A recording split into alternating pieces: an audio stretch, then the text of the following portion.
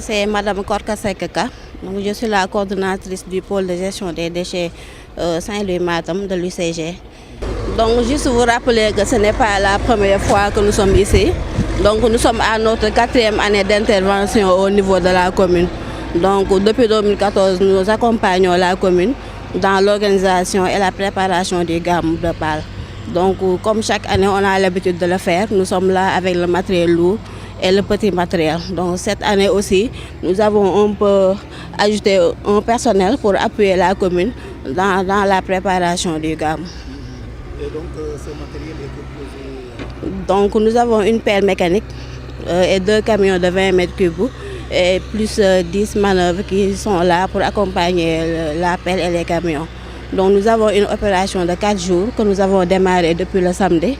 Donc, sur les 22 dépôts que nous avions identifiés, donc les 18 sont déjà éradiqués. Donc, ce qui nous fait un volume de 300 tonnes de déchets évacués par jour. Donc,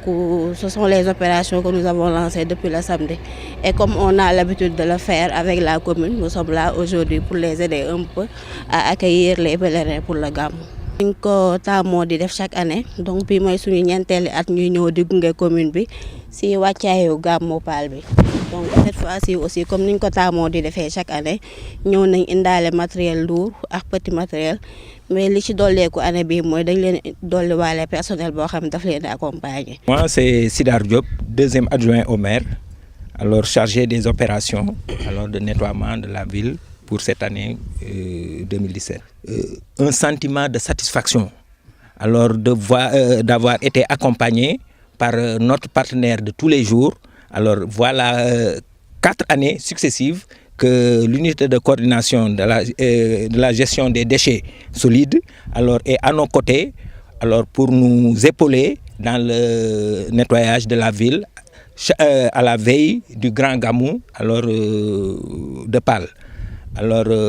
vraiment c'est vraiment un sentiment de satisfaction. Alors ils ont donc mobilisé tout leur matériel lourd comme léger, accompagné de manœuvres pour nous épauler, pour nous aider à éradiquer les 22 dépôts que nous avions identifiés alors, avant. Alors peut-être ce qu'on a à dire avec l'UCGE, alors ils ont calé l'agenda alors chaque année et c'est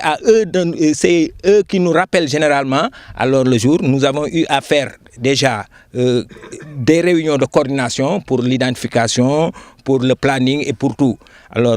vraiment c'est le moment de remercier alors l'UCG, alors surtout la coordination de Saint-Louis alors pour les efforts et la volonté qu'ils ne cessent de montrer pour vraiment apporter leur touche au nettoiement de la ville. Alors aujourd'hui, pratiquement, nous en sommes au 3e jour et pratiquement la ville est très propre, si on peut dire. Alors les artères sont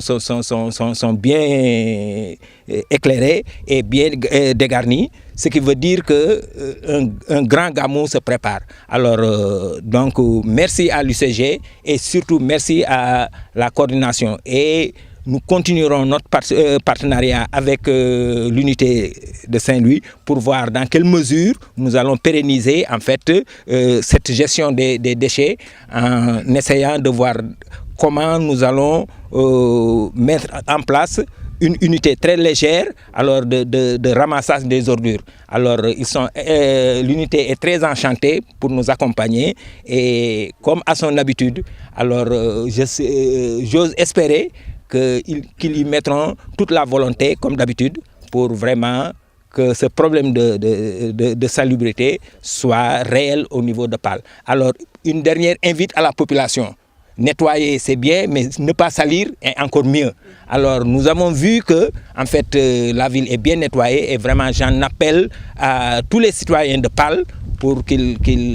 essaient de faire quelque chose pour au moins éradiquer ces dépôts, que ces dépôts n'existent plus. 22 dépôts pour Pâle, je crois que c'est un peu trop. Alors nous pouvons peut-être voir dans quelle mesure nous pouvons peut-être essayer d'identifier des sites bien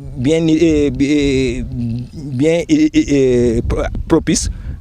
au dépôt des ordures et essayer maintenant de voir avec les charrettes qui sont là comment en fait acheminer alors ces déchets solides au niveau alors du dépôt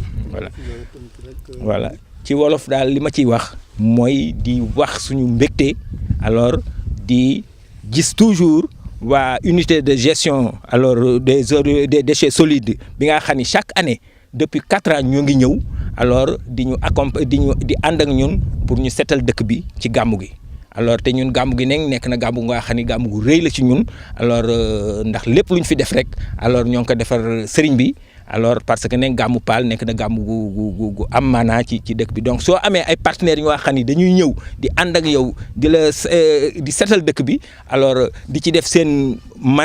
moyens yëpp mu gis ngeen matériel lourd baa ngi nii am na petit matériel bu ñu jox indaale ay nit ñoo xam ne dañu accompagner pour ñu mën a nettoyer loolu du ñu def du rafetlu ko te ñoom dafa mel na ñoom ñooñu ko sax gën a bëgg sooy xool parce que ñoom avant ñëw nañu ba ñu def planning bi def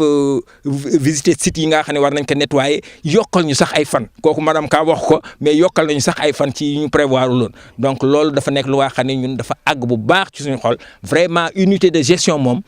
amuñu ñun de waa Paal amuñu dara luñ koy wax loolu di leen gërëm bu baax di ñaan yàlla ñu accompagner ci yeneen projet yi nga xam ne bëgg nañ ko def mooy fexe ba alors ñu am benn système bu nga xam ne daañu mën a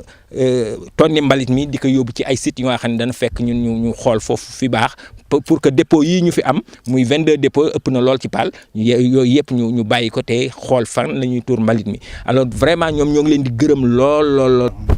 asalaamaaleykum wa rahmatullahi wa barakaatuhu. gannaaw bu ñu leen nuyoo di leen ziar di leen ndokkeel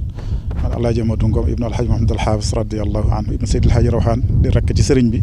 yàlla dogal itam ma ànd ak doomam Alhaji Ngañ ñu dénk ñu loo xam ni mooy wàllu organisation bi ngir ñu ànd ko ak ñoom gunge leen ci taxawu ko li nga xam ne nag am nañu mbégte bu baax ci mairie bi ci seen taxawaay ak service bi nga xam ni moom la madame Korka jiite madame Ka di leen sant bu baax ndax at yu yàgg ngi ñuy ñëw goo xam ni pas-pas lay àndal bu wér a wér ci jàppaleñ ci dëkk bi loolu nag ñoo ngi leen ci sant bu baax ndax itam gàmmu bu dikkee la ca jiitu mooy seetal dëkk bi seetal kër yi seetal néeg yi seetal xol yi loolu moo jiitu ci gàmmu ndax bi yonente bi sallallahu alayhi wa sallam di gane àdduna Seydil Hadji Malick ma ngi koy nettali ma ngi naan am na loo xam ne ma nga ca kaw di wax gisuñu ko ma ngay wax am aadiru baxiru xayral buhuuri wa afrisu sajadati takriman alal xusami am na luy wax ca kaw naan na ngeen taal cuuraay yi te bale kër yi bale kii lal sajjaada yi gën a nooy ngir lan ngeen teral ki nga xam ni moom moo gën ci lu yàlla bind moo tax kon suñu demee ba bisam ñu di ko fàttaliku la cay jiitu mooy set jéem a séentu gan yi kon ñoom ñi nga xam ne ñooy mairie bi ànd ak service bi nga xam ne moom la madame Ka jiite ñu ànd ko ñun ngir jàppale ñu loolu kontaan nañ ci bu baax sëriñ bi kontaan na ci ma ngi leen di gërëm ma ngi leen di ñaanal yàlla liñ ciy profité di ko wax rek mooy waa dëkk bi ñu bàyyi xel ci mairie bi ak service bi di ko def xam ni ñoom ñi fi dëkk ñoo leen war a gën a bëgg li ñuy def kon su ko defee seetal gi ñuy seetal bu ñu seetalee ba noppi ñu jàppale leen ci seetal googu fépp fu ñuy seetal ñu fexe ba bañ a ko taxalaat ndax kenn ku ci nekk am na foo xam ne mën nga fa dem yóbbu fa mbalit boo xam ne si du gêner kenn te ñoom bu ñu dellu see gîtes yooyu nga xam ne wax nañ ni toll na ci 22 donc loolu bari na lool ci Paal donte lee dëkk bi xaw naa yaatu loolu daal nañ ci jàppale mairie bi jàppale ci sëriñ bi jàppale ci service bi nga xam ne moo koy def sëriñ baa ngi leen koy ñaan ma ngi ñaan daal fépp foo xam ne seetal nañu ko ñu def tout pour jàppale ko ci bañ ko takkalaat. ñi nga xam ne ñoo di chauffeur si indi ñi nga xam ne ñoo di pèlerin yi. waaw kooku tam liñ ci ñoo ngi koy ñaan yàlla na yàlla sàmm ñëpp ñoo ngi séentu gan yi bu baax sëriñ bi ma ngi koy ñaan ma ngi santaane ñu ñaan ko fépp fu taalibe mën a bàyyi ko fu njaboot mën a bàyyi ko fu xarit mën a bàyyi ko fu soppe mën a bàyyi ko yàlla na yàlla sàmm ñëpp ba ñu àgg si ci jàmm.